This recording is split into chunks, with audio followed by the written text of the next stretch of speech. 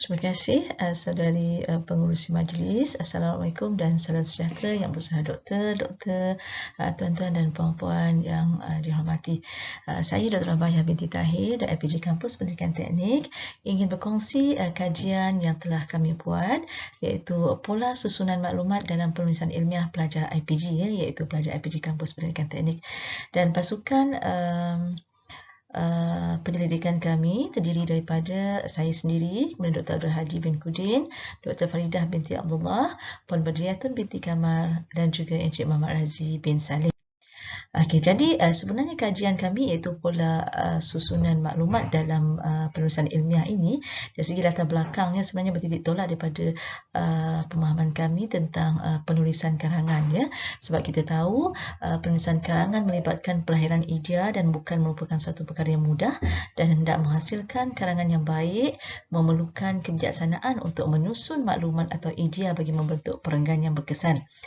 Dan menurut Nurul Aisyah, Zamri dan juga Azwa pada tahun 2016, kesukaran yang paling besar dalam menghasilkan penulisan ialah kesukaran untuk mengolah idea.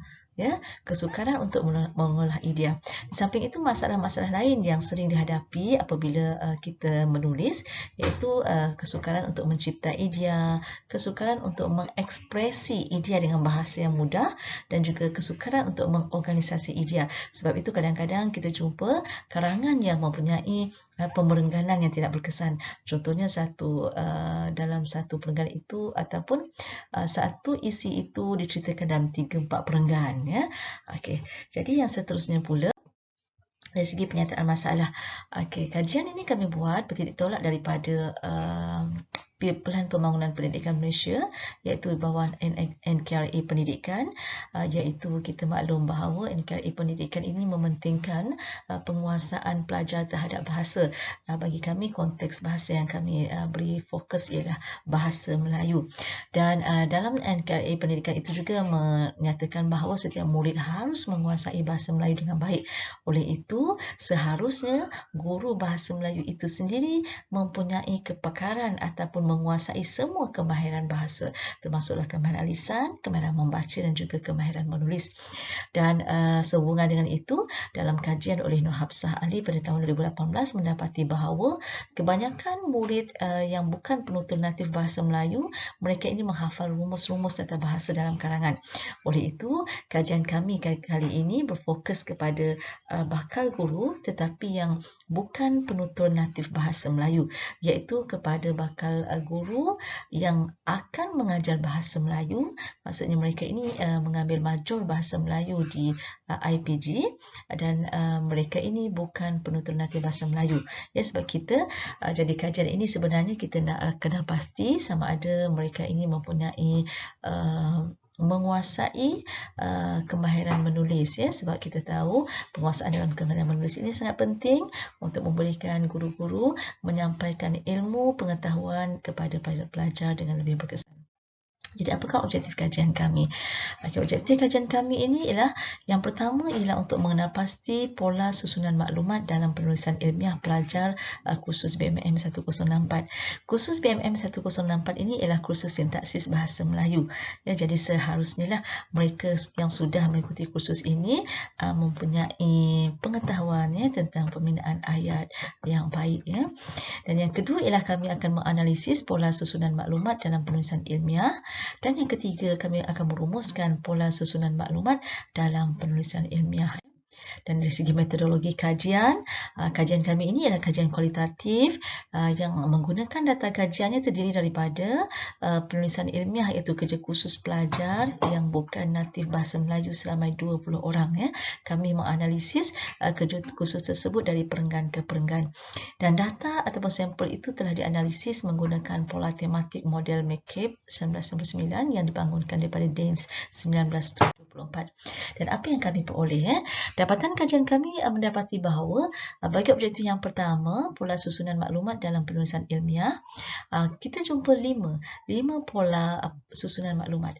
Yang pertama ialah pola tematik linear, yang kedua pola tematik kekal, yang ketiga pola tematik rencam, yang keempat pola tematik tema daripada perincian pecahan rima, dan yang kelima pola tematik tema daripada hypertema. Okey, jadi semua data-data itu tadi kita telah analisis dan inilah pola-pola yang telah kita peroleh ya. Okey. Okey, yang kedua, dari segi analisis pola susunan maklumat ya.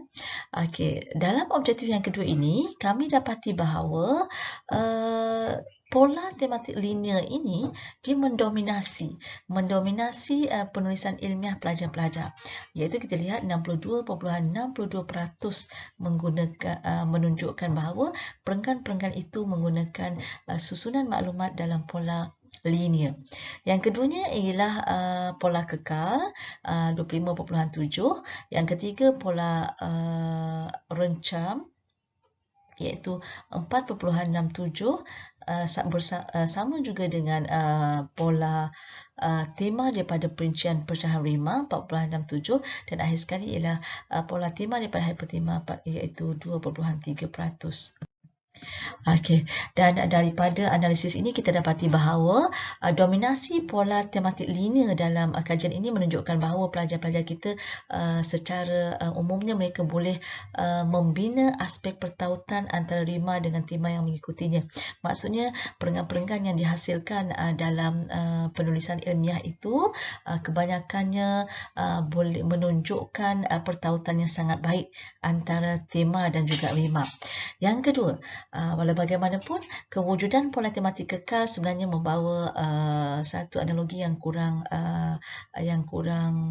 bagus sebab pola tematik kekal ini tidak memberikan perincian yang huraian yang terperinci tentang rima. Walau bagaimanapun, pelajar-pelajar kerap menggunakan pola tematik kekal apabila mereka ingin mengutarakan idea ya, iaitu mereka sekadar mengutarakan idea tanpa memberi huraian yang seterusnya.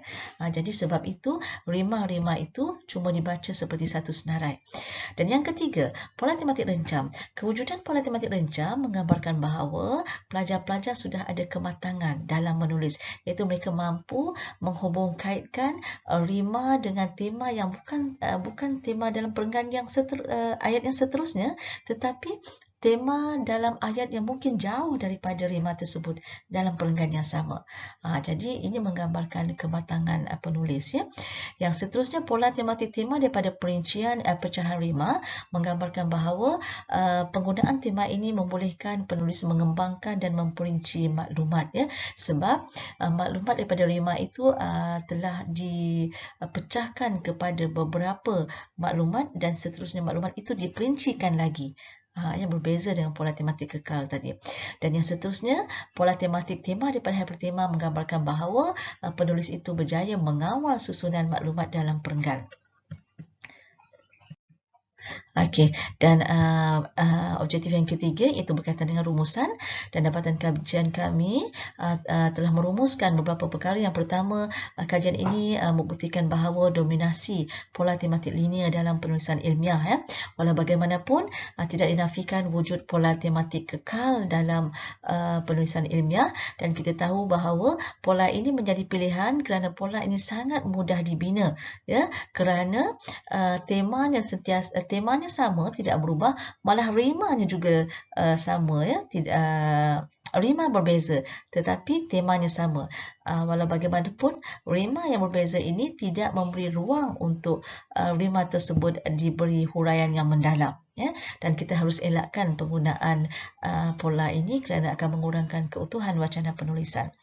Dan satu lagi dapatan yang kita jumpai, kebanyakan perenggan-perenggan ini ada berlaku sisipan tema yang tidak beraliran dengan tema yang sedia ada.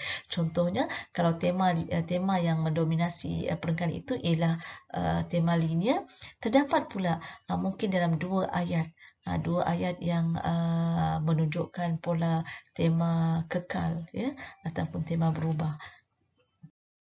Okey, dan seterusnya kesimpulannya dapatan kajian ini menunjukkan bahawa perlu usaha untuk memantapkan kebahagiaan menulis penulisan ilmiah dalam kalangan pelajar bukan Melayu.